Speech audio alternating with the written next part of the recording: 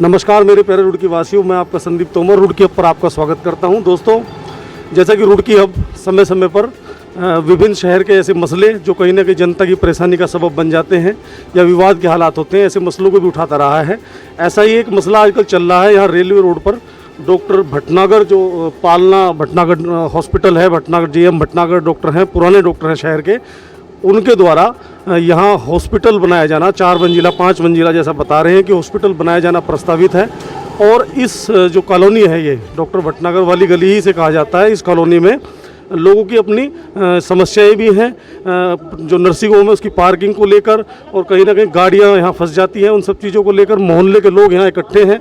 उनसे आज जानेंगे कि क्या उनकी समस्याएं हैं और डॉक्टर भटनागर से भी उनका पक्ष जानेंगे कि उनका इस सब पर कहना क्या है। एक चीज़ मैं और बता दूं कि पिछले दिनों जॉइंट मजिस्ट्रेट श्रीमती नमामि बंसल जी यहाँ आई थी और ये एक निर्माण कार्य, नितिन जी उधर दिखा दें, कि ये हुआ है। हालांकि क्षेत्र के लोगों का आरोप है कि ये जो निर्माण कार्य हुआ है ये नक्शा पास नहीं है HRDA से और उसके बावजूद अभी इसे सील नहीं किया गया। ये सारी बातें मोहल्ले के लोगों से जानते हैं और फिर डॉक्टर भटनागर का पक्ष रखते हैं इस मसले पर। तो दोस्तों, जैसा मैंने बताया, इस कॉलोनी में यदि 4 मंजिला या 5 मंजिला एक हॉस्पिटल, बड़ा हॉस्पिटल बन जाता है तो जो समस्याएं आएंगी वो तो आएंगी ही।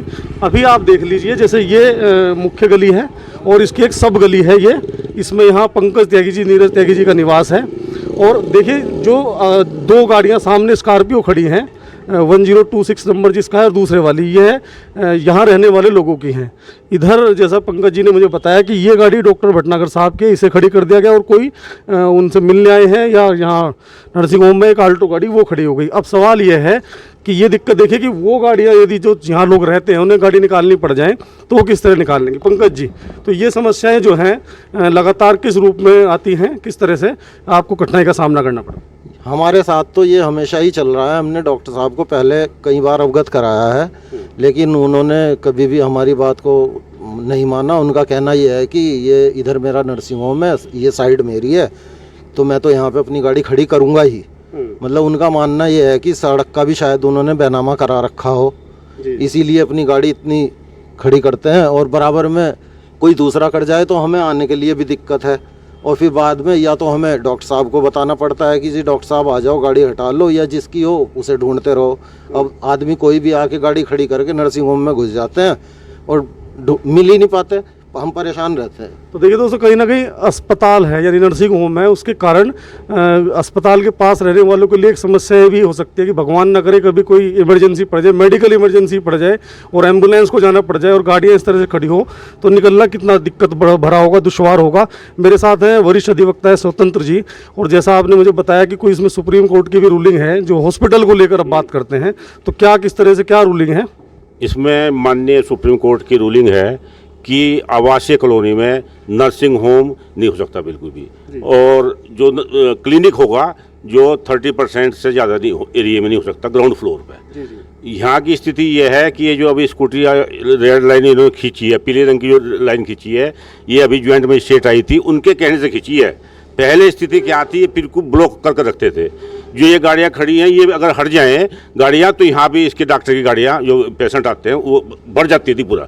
दोनों साइड में इनके जो आने वाले मरीज हैं उनकी गाड़ियाँ मोटरसाइकिल खड़ी रहती थी। अच्छा, माननीय सुप्रीम कोर्ट की जो रूलिंग आप बता रहे हैं वो ये शायद ये रूलिंग आप लिए हुए हैं, तो इसके अनुसार क्या है कि मतलब नर्सिंग होम या हॉस्पिटल आवासीय कॉलोनी के अंदर नहीं हो सकता बिल्कुल। इसे लेकर आपने प्रतिवेदन किया है HRDA या जॉइंट मजिस्ट्रेट या DM स्तर पर? जो ज्वाइंट मजिस्ट्रेट हैं वे सचिव हैं आवास विकास की, उसकी HRDA की वे भी सचिव हैं। उन्हें हमें रूलिंग भी दे दी, वे आई भी थी और शिकायत भी कर दी, और उच्च अधिकारियों को, माननीय मुख्यमंत्री को, सचिव को, स्वास्थ्य मंत्री को, सबको हमने ये भेज रखी है शिकायत। यानी ये जो क्षेत्र के लोग हैं, मेरे ख्याल सैकड़ों परिवार यहाँ रहते हैं, उन्हें बिल्कुल भी ये स्वीकार नहीं है कि यहाँ नर्सिंग होम जो 5 मंजिला या 4 मंजिला हॉस्पिटल की बात है वो स्वीकार नहीं है। नहीं, यहाँ कोई भी हॉस्पिटल आवासीय कॉलोनी जब हो ही नहीं सकता, नियम कानून के अंतर्गत जो बना हुआ ये भी स्वीकार नहीं है किसी, क्योंकि यहाँ रोज मारपीट लड़ाई झगड़े होते हैं। मान लिया हम शाम को आए अपने काम से, जो पता चला कि यहाँ तो ब्लॉक हो रही है रोड, तो मारपीट होती है, झगड़े होते हैं, पहले हुए हैं पहले। और दूसरी ये है कि इन्होंने एक जो है आरा मशीन खोल दी है लकड़ी काटने के, ये फर्नीचर का काम भी कर रहे हैं। डॉक्टर साहब ही कर रहे हैं फर्नीचर, उनका लड़का, उनकी बहू जो है, और जिसमें जो है वो फर्नीचर का काम कर रहे हैं, फर्नीचर बना के भेज रहे हैं। तो उसकी जो कण है वे जो है लोगों के उसमें जाते हैं, सांस के द्वारा जाते हैं और फिर उसे स्प्रे करते हैं। स्प्रे का भी कण जो है उसमें जाते हैं, जिससे यहाँ जीवन बिल्कुल दुभर हो गया है। यदि ना हटाए गए, वास्तव में यहाँ की जो कॉलोनी निवासी इन्हें नहीं हटना पड़ेगा।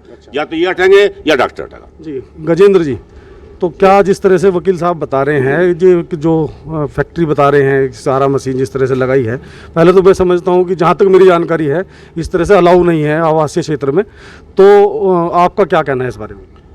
इस विषय में डॉक्टर साहब से सभी मोहल्ले वाले कई बार मिल भी चुके हैं। जी।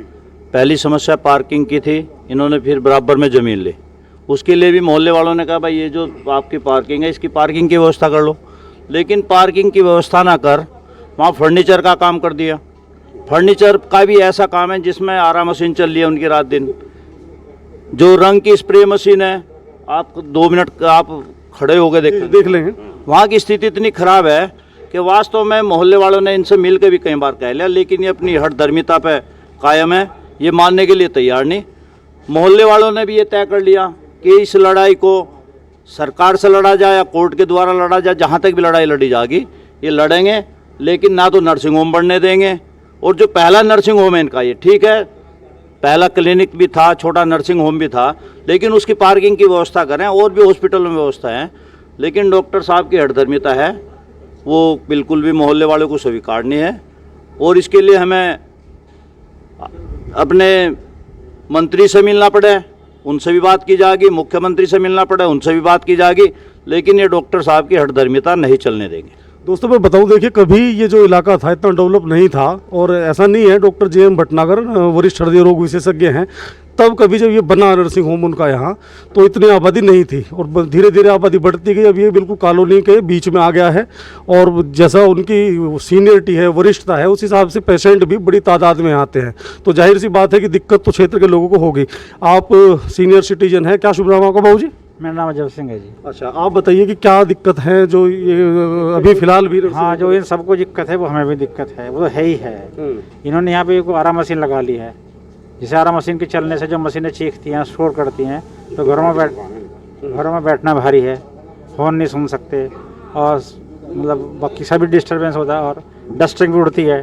डस्ट उड़ने से हमें बस ये क्या नाम सांस लेने में तकलीफ होती है, और ये स्प्रे करते हैं, स्प्रे करने से भी सारे मोहल्ले में गंद फैलती है, ये है। अच्छा, और इनके ट्रक आ रहे हैं, कभी जा रहे हैं, लोडिंग अनलोडिंग से जो है यहाँ पे दिक्कत होती है। मतलब यानी आपका जो आवाज़ है उधर जहाँ आरा मशीन है उसके नज़दीक कहीं है? हाँ, आवाज़ है, वहाँ आवाज़ बहुत ज़्यादा होती है। चलिए, में बच्चे सुन पाते हैं जी। चलिए, आपकी रणवीर जी यहाँ थे। रणवीर जी, आप बताएं कि आपने जैसे नाली की आप बात कर रहे थे, तो नाली को लेकर क्या दिक्कत? इस नाली पे सब दूर तक गमले रखे हुए हैं। नितिन जी उधर दिखा देंगे, जो नाली है ये यार सारी चौक हुई पड़ी नाली। जी। मेरे घर में अंदर पानी घुस जा, और मतलब इसमें मैं मना भी करा था, लेकिन ये मानने नहीं, सारी छपवा रखी ना। गमले जो रखे हैं उसके कारण गमले उठ नहीं पाते और सफाई नहीं हो पाते। सफाई हो नहीं पाती जी, इसी कारण से पानी अंदर घुस जा मेरे घर में।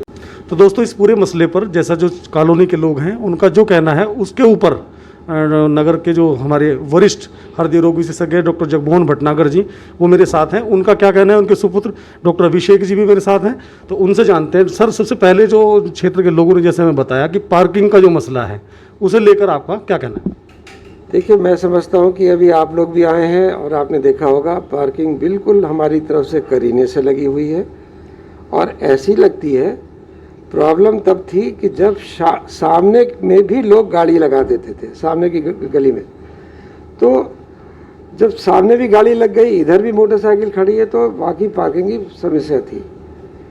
जब से आदरणीय हमारी जॉइंट मजिस्ट्रेट साहिबा आई थी यहाँ पे विजिट करने, 3-4 दिन पहले की बात है, तो उन्होंने कहा कि सड़क तो बहुत चौड़ी, 24 फुट की चौड़ी सड़क है। तो उन्होंने कहा कि अगर डॉक्टर साहब थोड़ा सा आप इसको कंसाइज कर सकते हो, 3 फुट के अंदर कर दें, तो 20 फुट बिल्कुल खाली सड़क मिलेगी अगर सामने की गाड़ियां हट जाए।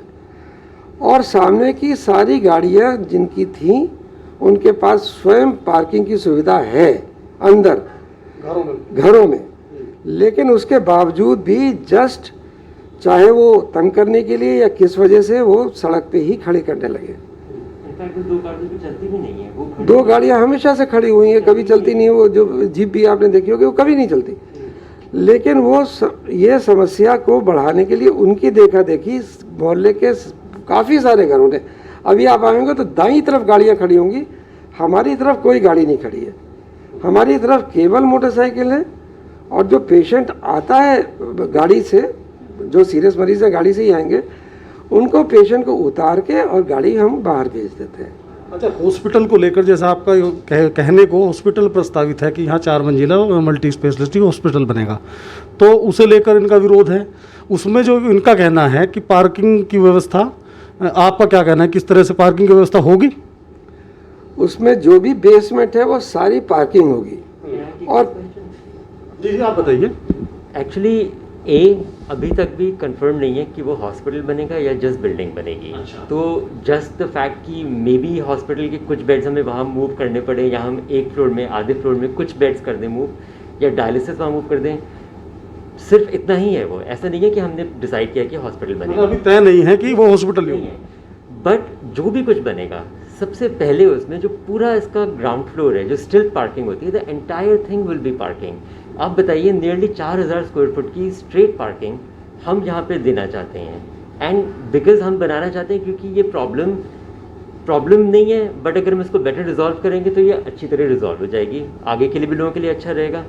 बट अब वो उसका भी विरोध करेंगे तो ये तो फिर कुछ कर ही नहीं सकते। हम पार्किंग बनाना चाहते हैं, वो पार्किंग नहीं बनने देना चाहते, तो पड़ा रहेगा। अच्छा अभिषेक जी, जैसे एक कंस्ट्रक्शन किया गया है, कमरा शायद बना है, उसे मेडिकल स्टोर बता रहे हैं वैसे तो, लेकिन वो किस पर्पज से और कैसे बनाया गया? सर, हमारे हॉस्पिटल में अपना मेडिकल स्टोर है, तो हमारे पास कोई रीज़न नहीं है कि हम एक मेडिकल स्टोर और बनाएं। ये सिर्फ सीमेंट रखने के लिए बनाया गया है। मैंने इसका एफिडेविट भी साइन करके दे दिया कि ये टेम्प्रेरी स्ट्रक्चर है, जो जब पीछे कंस्ट्रक्शन होने के बाद ब्रेक हो जाएगा, डिमोलिश हो जाएगा। This is not there for a store, इसका पर्पज़ ही नहीं है स्टोर का। यानी जो अगर निर्माण कार्य जो होगा उसके लिए जो सामग्री होगी, सीमेंट या जो भी उसमें फावड़े वगैरह, उसे रखने के लिए। एग्जैक्टली, कंस्ट्रक्शन मटेरियल्स रखने के लिए ये बेसिकली। तार आते हैं बिजली के, ये जितनी चीज़ें हैं तो वो सब, क्योंकि उसकी चोरी होने का खतरा होता है, तो उसके लिए। अच्छा, एक आरा मशीन जैसे बताई जा रही है, तो क्या वो आरा मशीन है? नहीं, हमारे यहाँ कोई आरा मशीन नहीं है। एक बहुत छोटी वुड कटिंग मशीन है और वो सिर्फ पर्सनल फर्नीचर बनता है हमारा, उसके लिए है। तो देखिए, तो ये जो पक्ष है, ये पक्ष आना भी जरूरी था। जैसा क्षेत्र के जो लोग थे, उनके जो आरोप हैं, जो उनका कहना है, उसे लेकर डॉक्टर साहब ने क्लियर किया कि एक तो सबसे बड़ी बात, जी मैं आपसे आ रहा हूँ कि ये अभी ये तय नहीं है कि हॉस्पिटल ही बनेगा, और जो एक कमरा जो बनाया गया है, वो कमरा कंस्ट्रक्शन जो सामग्री होगी उसे रखने के लिए बनाया गया, बाद में उसे हटा दिया जाएगा। और पार्किंग की भी जो भी कंस्ट्रक्शन होगा, चाहे हॉस्पिटल बने या जो भी और निर्माण हो जिस पर्पज से हो, उसके लिए पार्किंग की व्यवस्था कीजिए। तो आप क्या कहना चाहें? मेरा आपसे बस एक रिक्वेस्ट है मेरी, आप जब बाहर जाएंगे, अभी आप रैंडम टाइम आए हैं, किसी को नहीं पता है इस टाइम सर की, मैम की, दोनों की ओपीडी होती है, आप एक बार ज़रूर बाहर कैमरास देखिएगा कि कितनी पार्किंग है, कैसे हैंडल है। नहीं, वो हमने देखा बिल्कुल। तो दोस्तों देखिए, दोनों पक्ष इसमें आ गए हैं और कहीं ना कहीं डॉक्टर साहब ने अपनी स्थिति क्लियर कर दी है, साफ कर दी है। तो इन सारे मसलों को हमने दोनों पक्षों को आपके सामने रखा। मैं संदीप तोमर, रुड़की अप पर आपका एक बार फिर स्वागत करते हुए आपको करता हूँ नमस्कार। जय हिंद।